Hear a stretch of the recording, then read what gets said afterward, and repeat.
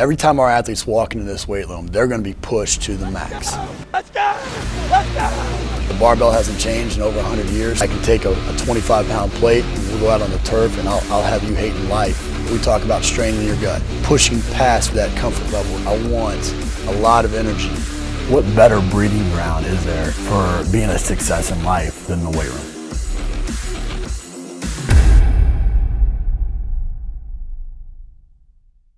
What's up, guys? Welcome back to Ask Coach Mac, episode number 60. Obviously at a fantastic location. I wanted to come on real quick. I'm not going to make this one very long at all, but at Niagara Falls on the Canadian side in Ontario, and just had to share this with everybody. I mean, what an awesome opportunity I have with the job that I have to be able to come to places like this, check off bucket list items. Again, I want to share it with you. It's just a beautiful, beautiful place. We are blessed for sure, and just an unbelievable God-made creation. So, quickly today, I'm just going to answer just a couple questions, but just couldn't resist the opportunity to share this with you guys. So, Tim asked, basically he asked, kind of having a hard time finding a way to get a GA spot. And wants to know kind of advice to go about that. Obviously, you want to try to get a GA spot. You want to try to network and go out and apply for it and all those sorts of things. But a lot of times it's hard. Those jobs are the hardest assistant jobs to get. So I write in my book that I think one of the things that you can do is kind of make your own GA. If you go work part-time at McDonald's, 20 hours a week at minimum wage, you're going to make what most GA spots make, and most GAs will work 60 plus hours a week, and so my advice is to go work at McDonald's, make the same money in 20 hours, and then volunteer for the coach that you want to work for, the program you want to be at, the academic program you want to learn from.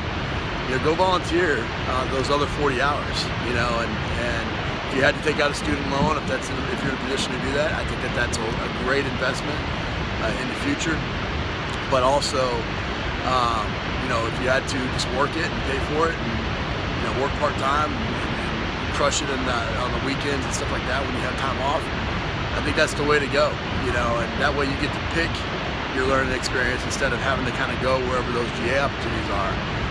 Always, if you can get that opportunity, a GA spot, I think it's great, but if you can't, make your own opportunity, and coaches hire who they know, and so if you're at a place and you're in grad school and you're doing a great job for them as a volunteer, then there's a good chance that you're going to get that GA spot. And if not, my advice is to, just go to them on the front end and say, hey, I'm going to volunteer 40 hours a week with you for 2 years while I'm in grad school. The only thing I ask is that when a reference call comes, that I was a grad assistant, that I was going to graduate school and I was assisting you. And that, when I'm calling references, I'm not calling the school, I'm calling the coach.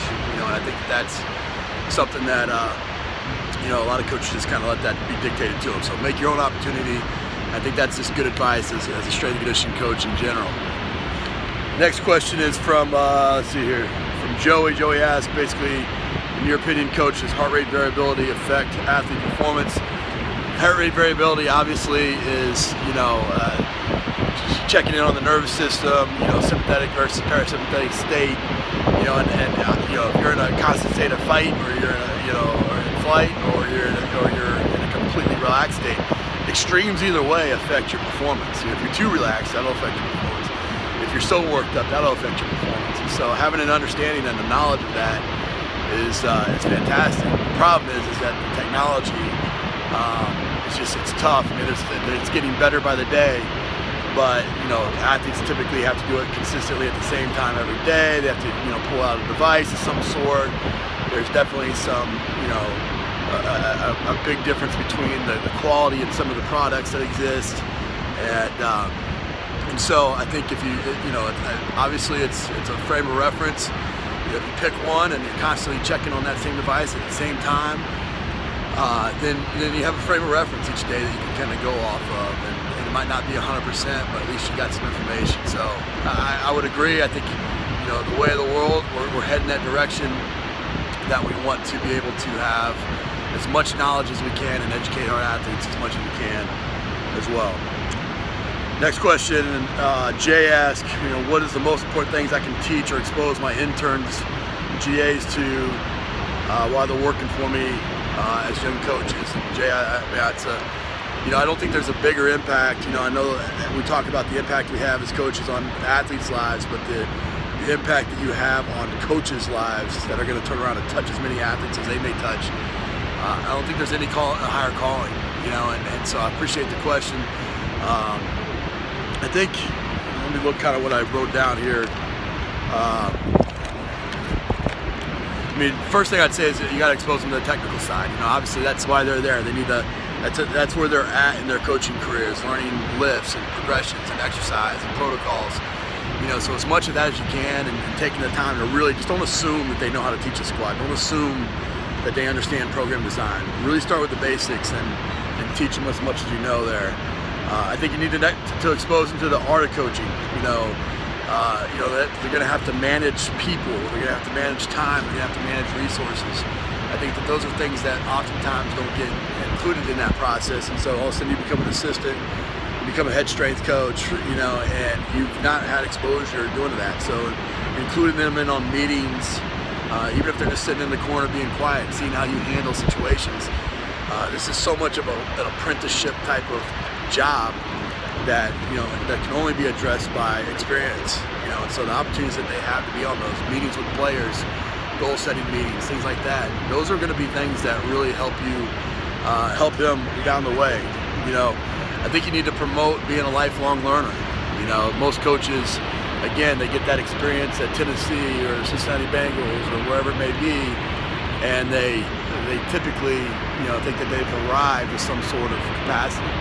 And so being there and letting them know that they don't know. I 20 plus years in the profession, and I'm still trying to figure it out. I'm still trying to learn each and every day. And so encouraging that however you can, make sure that they understand that they need to always sharpen that process. And that starts with you modeling that behavior, making sure that they understand that you're doing that on a daily basis. And if they see you doing it, they're going to want to do it later on as well. And then the last thing I had down was just simply encouraging questions.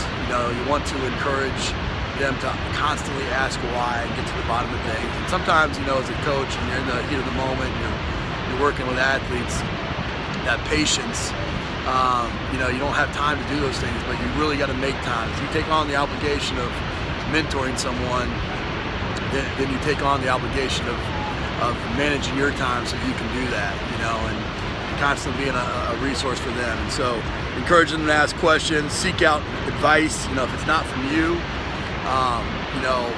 in that moment, then point them to an expert and maybe make that connection. Those are things that,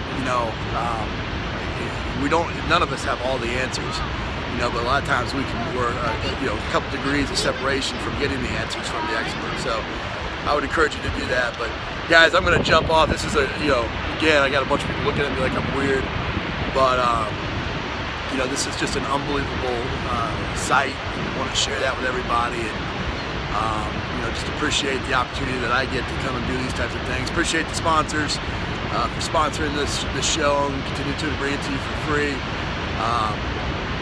And we'll be back in future weeks here with more episodes. Take care, guys. Have a great day. See ya.